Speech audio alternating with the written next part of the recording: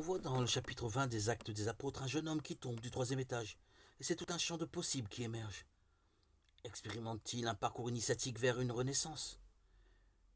Figure-t-il notre nouvelle humanité? Que veut annoncer Paul? Paul racontant un fait divers tout à fait étonnant. C'est probablement une histoire importante puisqu'on connaît le nom du principal protagoniste qui s'appelait Eutyche. Un jeune homme assis sur une fenêtre s'endort en écoutant Paul, dont on sait que, comme Moïse, il n'est pas toujours doué pour la parole orale. Comme ils sont au troisième étage, il tombe par la fenêtre et ne bouge plus. Il était mort. Panique dans l'assemblée.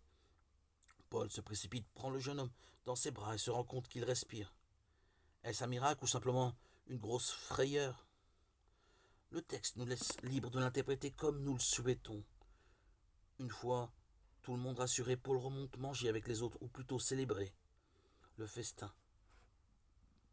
que le Seigneur a instauré. Ce que suggère le terme rompre le pain. Puis le jeune homme, étant bien vivant, il continue à enseigner jusqu'au lever du jour, et sans doute que tout le monde a évité la fenêtre. C'est un fait divers, nous pouvons le lire tel quel, ou tenter de creuser un peu ce que dit Luc dans ce récit. Nous sommes le premier jour de la semaine et Paul doit partir le lendemain. Il va s'effacer comme s'est effacé le Christ après sa résurrection lors de son ascension. Et voilà qu'un jeune garçon tombe, meurt et se relève par l'étreinte des bras de Paul. Un garçon dont le nom Eutychès vient du grec toukano, atteindre, frapper. Le but est donc avoir de la chance ou une heureuse fortune. L'heureuse nouvelle que transmet Paul aux Philippiens est racontée en actes par la chute d'un jeune homme. C'est peut-être le Christ qui s'invite dans la pièce. Lui qui est tombé dans la mort pour en être relevé.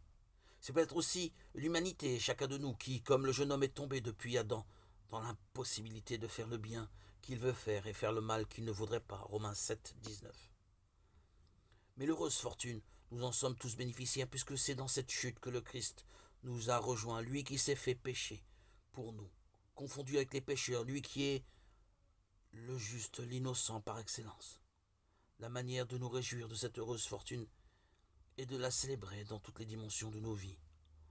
Rompre le pain n'est pas seulement célébrer la fraction de pain instaurée par le Seigneur, mais c'est plus largement vivre selon cette fraction de pain, rompre le pain et rompre nos vies pour que de la place y soit faite pour d'autres, afin de construire une communion au-delà de nos propres frontières avec nos frères. Voilà ce que Paul est venu annoncer, voilà ce qu'il nous revient de vivre.